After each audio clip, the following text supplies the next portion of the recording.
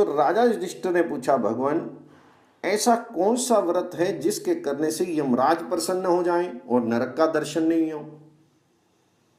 तब भगवान श्री कृष्ण ने कहा, महाराज एक बार जब मैं द्वारका स्थित समुद्र में स्नान करके बाहर निकला तब देखा कि मुद्गल मुनि चले आ रहे हैं। उनका तेज सूर्य के समान था और उनके मुख के तप तेज से दिशाएं उद्भासित हो रही थी।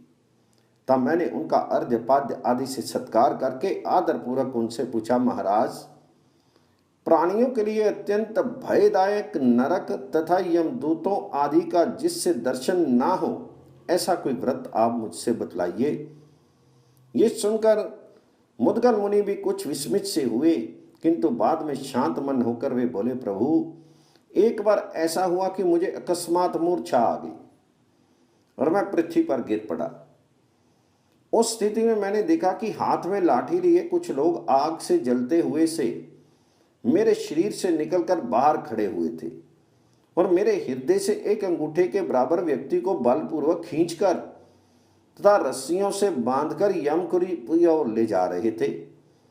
फिर मैं तत्काल क्या देखता हूं कि यमराज की सभा लगी है और लाल पीले नेत्रों वाले यमराज सभा में विराजमान हैं तथा कफ वात पित्त ज्वर मास शोथ फोड़े फुंसी भगंदर अक्षी रोग विसूचिका गलग्रह आदि अनेकों प्रकार के रोग और मृत्यु उन्हें घेरे हुए हैं और वे सभी मूर्तिमान होकर यमदेव की उपासना कर रहे हैं। यमदूत भयंकर शस्त्र धारण किए हैं। कुछ राक्षस दानव आदि भी वहां बैठे हैं। सिंह व्याघ्र बिच्छू दंश सियार सांप उल्लू कीड़े मकोड़े आदि भयंकर जीव जंतु वहां उपस्थित है। यमराज ने अपने किंकरों से पूछा, दूतो तुम लोग यहां इन मुद्गल मुनि को क्यों लेकर आई? मैंने तो मुद्गल क्षत्रिय को लाने के लिए कहा था। वह कौंडिन्य नगर का निवासी भीष्मक का पुत्र है। उसकी आयु समाप्त हो चुकी है। इस मुनि को तत्काल छोड़ दो और उसे ही लेकर आओ। ये सुनकर वे दूत कौंडिन्यपुर गए, किंतु वहां राजा मुद्गल में मृत्यु के कोई लक्षण नहीं देखकर भ्रांत होकर पुनः यमलोक में वापस आ गए और उन्हें सारा वृतांत यमराज को बता दिया। इस पर यमराज ने उनसे कहा, दूतो जिन पुरुषों ने नर कीर्ति विनाशिनी त्रयोदशी का व्रत किया है उन्हें यम किंकर नहीं देख पाते, इसलिए तुम लोगों ने राजा मुद्गल को पहचाना नहीं। पुनः यमदूतों द्वारा व्रत के विधान को पूछे जाने पर यमराज ने उनसे कहा, मार्गशीर्ष मास के शुक्ल पक्ष की त्रयोदशी को जब रविवार एवं मंगलवार नहीं हो तब उस दिन 13 विद्वान और पवित्र ब्राह्मणों तथा एक पुराणवाचक का वरण करके पूर्वान काल में इन ब्राह्मणों को उत्तर की ओर मुख करके पवित्र आसन पर बिठाएं। तिल तेल से उनका अभ्यंग करके गंध काशाय तथा हल्के गर्म जल से उन्हें पृथक पृथक स्नान कराएं और उनकी सेवा शुरुआ करें।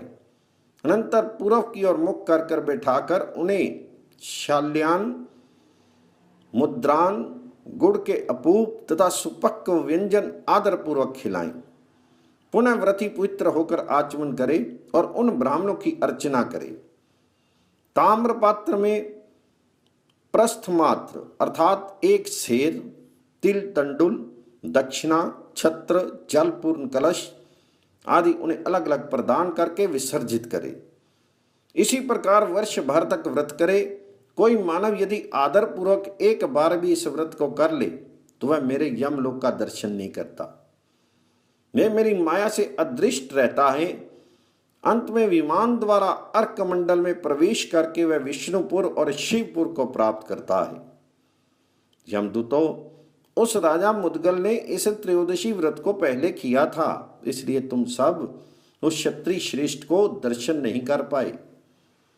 श्री कृष्ण, उसी क्षण मेरी मूर्छा दूर हो गई और मैं स्वस्थ हो गया। भगवान, मैं आपके दर्शन की इच्छा से यहाँ आया था। जैसा पहले वृतांत हुआ वह सब मैंने आपको बतलाया। भगवान श्री कृष्ण पुनः बोले, राजन, वे मुनि मुझसे इतना कहकर अपने स्थान को चले गए। कौन्ते, आप भी इस व्रत को करें, इससे आपको यमलोक नहीं जाना पड़ेगा। इसी प्रकार जो कोई स्त्री पुरुष इस त्रयोदशी व्रत का श्रद्धा पूर्वक आचरण करेंगे, वे सभी पापों से मुक्त होकर अपने पुण्य कर्म के प्रभाव से स्वर्ग में पूजित होंगे और उन्हें कभी यम यात्रा नहीं सहनी पड़ेगी।